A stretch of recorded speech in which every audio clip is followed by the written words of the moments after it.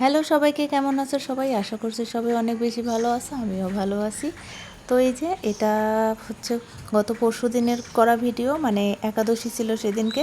তো আমরা তো একাদশী করি, তো তার জন্য সকাল সকাল সব কিছু একবারে পরিষ্কার পরিচ্ছন্ন করে নিয়ে আমি হচ্ছে একাদশীর খাবার বানাচ্ছি। আর খাবারটা সকাল সকাল বানাচ্ছি, যেহেতু মা এখন ওষুধ খায়, তো 3 টাইম সে ওষুধ খাওয়ার কারণে তাকে মানে সে আর নির্জলা একাদশী করতে পারে না। আর আমরা যখন করতাম তো একবারে 3টা বা 4টার দিকে খেতাম।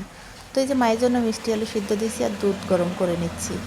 এক একজনের এক একটা পছন্দ খাবার। আমি খাবো দুধ সাগু, মা খাবে হচ্ছে মিষ্টি আলু আর দুধ খাবে, সাগুও খাবে। আর তার ছেলে খাবে হচ্ছে সবজি সবজি এবং দুধও খাবে সে একটু একটু করে, কিন্তু তার সবজিটা লাগবে। তো কি আর করা, আমাকে সব কিছু এক এক করে করা লাগবে। তো আমরা সব করে আমরা বিকেলে খাইছি, মা সকালে একবার খেয়ে নিছে দুধ সাগু। আর দুপুরবেলা আবার আমরা সবাই একসঙ্গে খেলাম, দুপুরবেলা বলতে 3:30টার সময়। তারপরে আমরা আজকে রওনা দিলাম, যেহেতু একাদশী আছে। তো আজকের দিনে মন্দিরটা দর্শন করলে খুব ভালো লাগবে।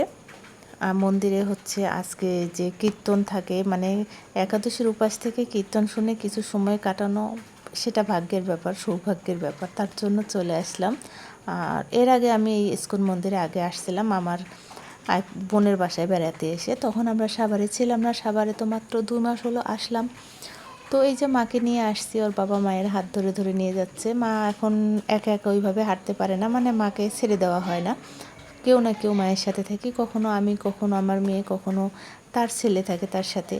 তো এই যে মা আমরা সবাই মিলে এসে ভিতরে বসলাম, কীর্তন হচ্ছে, এখনও পূজা শুরু হয়নি, প্রায় সন্ধ্যা হয়ে আসতেছে। সন্ধ্যা আরতি দেখব, তুলসী আরতি দেখব, সব কিছুই দেখব, তার জন্য অপেক্ষা করতেছি। আর বাড়িতে তো তেমন আজকে একটা কাজের ঝামেলা নেই, যেহেতু আজকে একাদশী। আর তো ছুটি, বাচ্চার বাবা সবার ছুটি, সবাই ঘরেই আছি। তো এই তো আমরা বসে বসে এখানে কীর্তন শুনতেছি আর খুব ভালো লাগতেছে। তো তোমরাও শোনো, আশা করছি তোমাদেরও খুব ভালো লাগবে।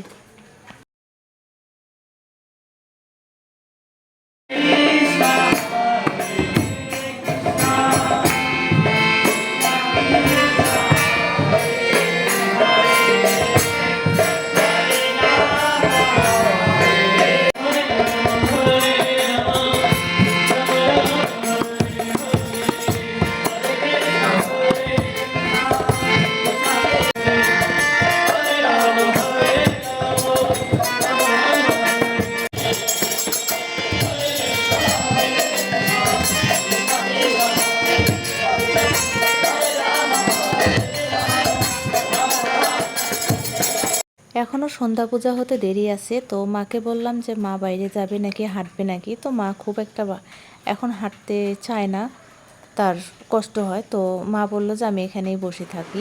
তো মাকে ভিতরে বসিয়ে রেখে আমরা সবাই আসলাম বাইরে, এই যে ঘুরতেছি। আর এখানে এই যে মন্দির হচ্ছে নতুন করে 1 বছর ধরে কাজ চলতেছে, এখানে এখনও কমপ্লিট হয়নি, তবে খুব তাড়াতাড়ি কমপ্লিট হয়ে যাবে। খুব সুন্দর করে করতেছে মন্দিরটা। তো আশেপাশে কেউ থাকলে সময় কাটানোর জন্য, বিশেষ করে একাদশীর দিন ভালো লাগবে, এখানে এসো, খুবই ভালো লাগবে। তো আমিও ভাবছি একাদশীর দিন এইভাবে সুযোগ করে যাব। তো আসলে এখন ছুটির দিন, তাই হয়তো আসতে পারছি। যখন আবার অফিস, স্কুল, প্রাইভেট সব থাকবে, তখন হয়তো নাও পারি আমি আসতে। তো চেষ্টা করব ভগবান যেন আমাকে এখানে নেয় এভাবে একাদশীর দিন বিশেষ করে, আর সুযোগ পেলেই তো সময় কাটাতে চলে আসব। তো ওরা সবাই উপরে গেছিলো, ছাদের উপরে দেখতে যে কাজ কত দূর। কাজ এখনও আসলে অনেক বাকি আছে, আবার খুব একটা বেশি বাকি নাই, মানে কাজ অনেক সুন্দর করে কাজ করতেছে, তো তার জন্য বলতেছি কাজ অনেকটাই বাকি আছে। আর এই যে এখানে এই জব করার বিষয়টা, এই জিনিসটা আমার খুব ভালো লাগে। আমি এর আগে এসে এইভাবে জব করে গেছি, এক একটা পদক্ষেপে, মানে এক একটা টাইলসের উপরে আমরা হচ্ছে মহামন্ত্র জপ করব, ভগবানের 108 বার, ভগবানের নাম আর কি 108 বার জপ করব, যেটা হচ্ছে আমরা মালার মাধ্যমে, কাঠির মাধ্যমে জপ করি, সেটা এখানে। তো ব্যাপারটা খুব ভালো লাগছে, আর আমরাও এই সুযোগটা ছাড়লাম না, এখানে জব করে নিলাম 108 বার। আমাদের সাথে মনা জব করছিল, আর মনা অনেক জোরে জোরে হরে কৃষ্ণ বলতেছিল, আর সবার ভুল হয়ে যাচ্ছিল। তো এই যে আমরা মন্দিরে 7:30 পর্যন্ত ছিলাম, ওখান থেকে এসে আমি হচ্ছে মায়ের খাবারগুলো আগে গরম করে দিছি। আর মা সবজি খাবে না, যেহেতু আমি পটল দিছি, এই পটল দেওয়া সবজি উনি খাবেন না। তো আমরা কিন্তু পটল খাই আগে থেকে। তো মা যেহেতু খাচ্ছে না, সেটা শুনে আমি আবার প্রভুকে জিজ্ঞাসা করে আসলাম, উনি বললেন যে খাওয়া যাবে। তো এসে আমি পটল আলু দিয়ে এইভাবে তরকারি রান্না করে দিচ্ছে ওর বাবার জন্য, এটা আমিও খাবো, আর মা এবং আমার বাচ্চারা সবাই খেয়ে শুয়ে পড়ছে। তো এই যে আমরা হচ্ছে এটা খাওয়া দাওয়া করে আমরা দুজনও ঘুমিয়ে পড়বো। তোমরা সবাই অনেক বেশি ভালো থাকো, দেখা হচ্ছে আগামী ভিডিওতে, টাটা।